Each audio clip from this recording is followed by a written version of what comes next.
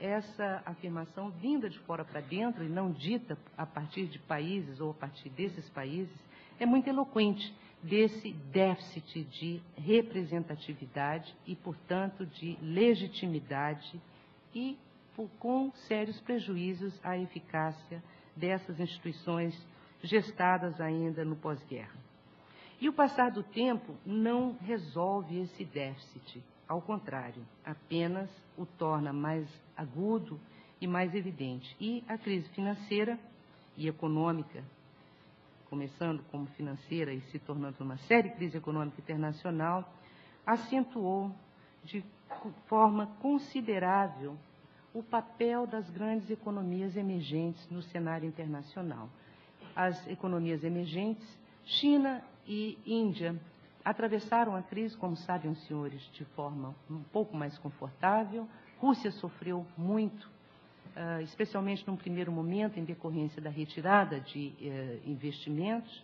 E o Brasil, como dizia o presidente Lula, enfim, enfrentou uma marola, enfim, não foi tão pequena, mas graças à sua política econômica, estímulos internos, o país conseguiu superar a crise de forma bastante positiva. E o fato é que os países do BRICS se tornaram, ou tornou-se evidente que os países do BRICS são os principais responsáveis pela retomada do crescimento mundial. Aqui eu citaria algumas cifras, né, para mostrar a eloquência dessa informação. Entre 2000 e 2008, os países do BRICS foram responsáveis por 46% da expansão do PIB mundial. Nesse período, o G7 foi responsável por 20%.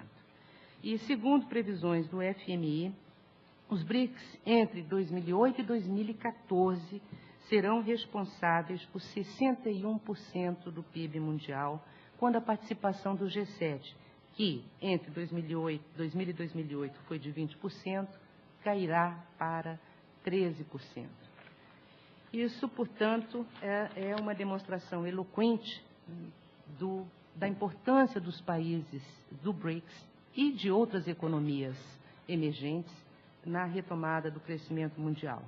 E é justamente neste ambiente de transformação que o BRICS surge e se forma como um mecanismo diplomático. É bem verdade que nós devemos a Jim O'Neill, economista da Goldman Sachs, a formação desse acrônimo, brilhante, na verdade, né? Mas é preciso que nós reconheçamos também que, ainda na década de 90, quando o mundo estava mudando de forma rápida e não se sabia muito bem ainda em que direção, eu, no Itamaraty, trabalhava em planejamento político. E, naquele momento, nós já discutíamos cenários alternativos de parceria para o Brasil e identificávamos entre os parceiros mais estratégicos no futuro das relações do Brasil, países que, a exemplo do Brasil, possuíam grandes extensões territoriais, grandes populações, vastas reservas naturais e certo grau de desenvolvimento científico e tecnológico. Nós, naquela época, ainda em 1993, já estabelecemos talvez uma das primeiras parcerias estratégicas do Brasil, certamente a primeira, que foi a parceria estratégica com a China. E de 93 até hoje, esses prognósticos só se mostraram cada vez mais acertados. Sucessivamente, nós estabelecemos também parcerias estratégicas com a Índia, com a Rússia e com a África do Sul. Com a Rússia ainda em 2003, com a Índia em 2002, perdão, com a Índia em 2003 e com a África do Sul já em 2010. Bom, a essa gestação de conceitos dentro da própria chancelaria brasileira, sucederam-se também outras formulações importantes, como se recordam os senhores, a formulação de monster countries, né? Países monstros, cunhada por George Kennan, ainda em 1994, e que incluíam como, no conceito de grandes países do futuro, os Estados Unidos, a China, a Rússia, a Índia e o Brasil. Em 1997, um pouco depois, surgiu um novo conceito, o de países baleia. É um conceito gestado, se não me engano, inicialmente por um economista da USP, Roberto Macedo, e que depois se divulgou mais nesse livro, Two Whales in the Global Ocean, também fazendo referência a Brasil, Rússia, Índia e China como grandes parceiros do futuro. De modo que o que a Goldman Sachs fez foi, digamos, apenas retomar tendências e colocá-las como projeção com números. Mas é bem evidente que a Goldman Sachs não estava pensando em gestar ali uma instituição importante, um importante mecanismo para o futuro da governança global. A Goldman Sachs cunhou esse termo, é uma instituição de investimentos, de forma a chamar a atenção, atrair a atenção de investidores para aplicar seus dinheiros nesses países. De modo que a conformação ou a evolução desse conceito gestado na Goldman Sachs, a partir essencialmente de projeções do futuro da economia desses países, até a conformação, nós tivemos aí um certo caminho. E a conformação do BRICS como mecanismo diplomático, eu poderia dizer, sem a menor sombra de dúvida, que nós devemos a dois chanceleres, aos chanceleres da Rússia e ao chanceler do Brasil, ao ministro Celso Amorim e ao ministro Sergei Lavrov.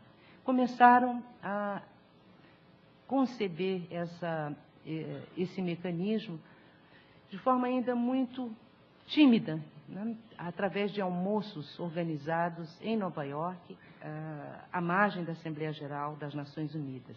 O primeiro almoço foi em 2006, o segundo em 2007, e eram encontros tão privados dos quais nós não temos sequer registro.